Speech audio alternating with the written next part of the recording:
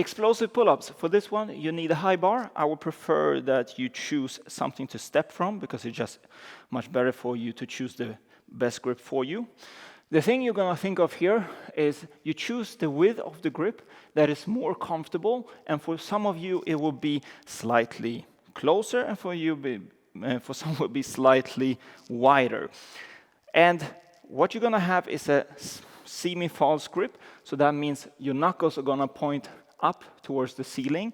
I want you to use chalk for this one, so you get the best grip possible.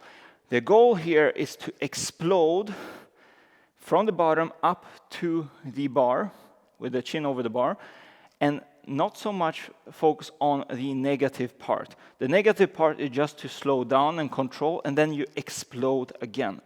So the goal, explode, explode, explode. So let me show you one rep here. So I take the grip I want, I step down, and from here I'm gonna explode. So I tension my core, tension my legs, everything, and explode. Okay?